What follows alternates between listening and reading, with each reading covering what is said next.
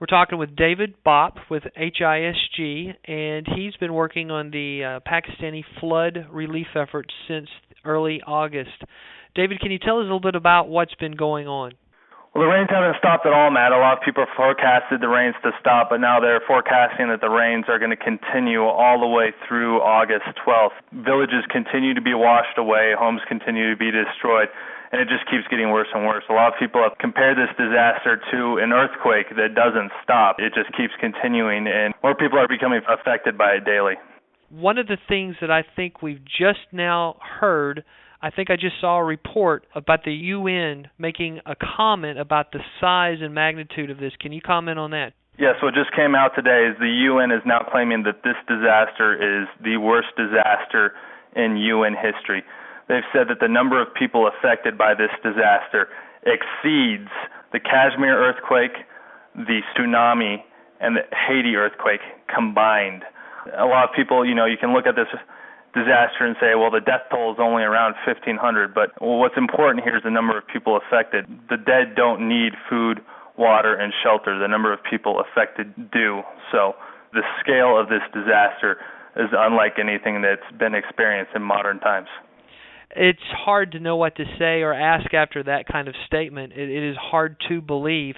I've only recently started seeing reports on the news. I'm assuming that this report is going to elevate this in the general public's eye. You see any of that yet?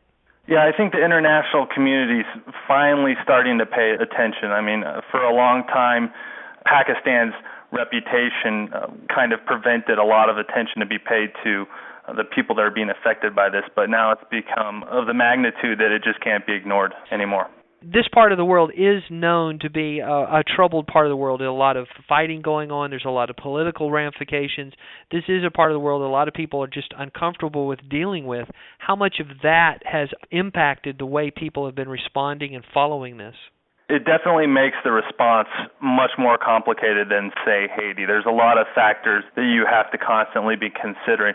One of the primary factors is security. It's just there's a lot of intricacies in formulating a response, and we've felt the impact of that, and it's been very difficult to move forward. But HISG has done a great job of overcoming a lot of those obstacles and creating a comprehensive response.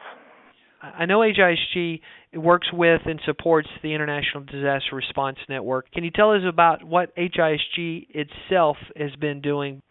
Well, HISG is taking a three-pronged approach to responding to this disaster. What we're focusing on is delivering medical teams into the disaster zone. The primary issue right now is waterborne disease. You have hundreds of thousands of children that are suffering from diarrhea, and you're starting to have cholera outbreaks. The next thing we're focusing on is delivering clean water to the stricken areas. Again, waterborne disease is one of the primary factors. It's going to be a huge factor in death and illness in the coming weeks. So if we can provide clean water to these areas, the medical response will have less obstacles to deal with in treating patients. Finally, what we're going to focus on doing is delivering some essential items to families that lost everything. These families were lucky to escape with just the clothes on their back. So we already have set up a shipment of 100,000 shoes that we're going to ship, and we're going to focus on some other non-food items that are really critical to these families. One of the things I'd heard earlier was the idea of snakes being a problem. Yeah, in these kind of situations, when the floodwaters start rising, the snakes look for dry areas, and typically what those dry areas are is people's homes. So Pakistan itself has over 20 different species of venomous snakes, so snake bites are actually a huge problem. Is there any need for people to help pay for any of this? I mean, we've got people donating things, but there's always some loose ends. Do we need help getting it there? Right, absolutely. We've come a long ways in the sense that we've already secured water purification equipment. The problem is we need additional funding to kind of finish it up, to actually deliver the shoes, to actually get the water filtration units into the disaster zone.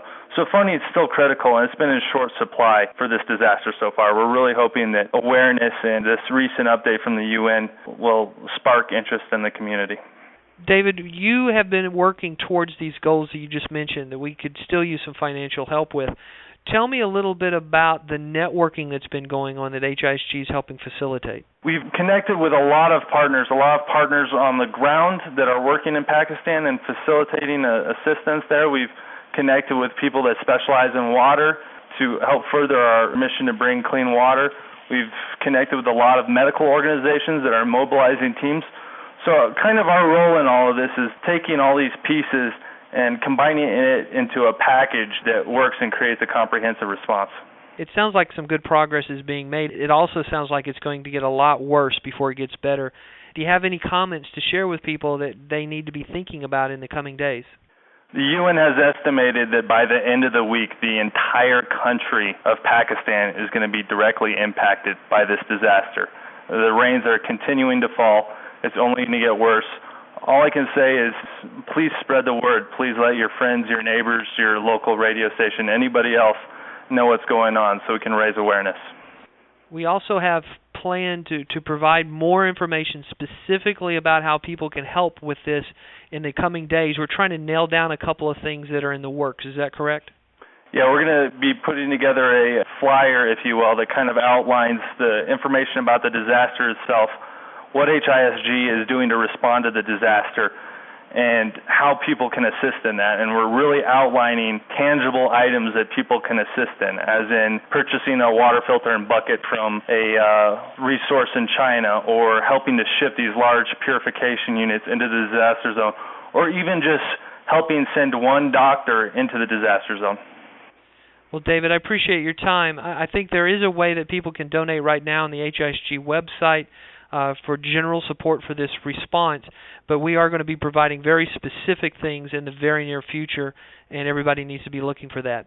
David, we appreciate your time and all the effort you're doing. HISG is definitely engaged, and especially as these numbers increase, there's no doubt that there's going to be more and more about this. Is there any place where people can keep up with what's going on as we continue down this road? I would challenge people to go to www.starfishcommunity.net. HISG has definitely been posting there, and feel free to visit the HISG website. And please spread the word. Send your friends there. Try to spread information. David, thank you for your help, and I'll be talking with you later. All right. Thank you very much, Matt.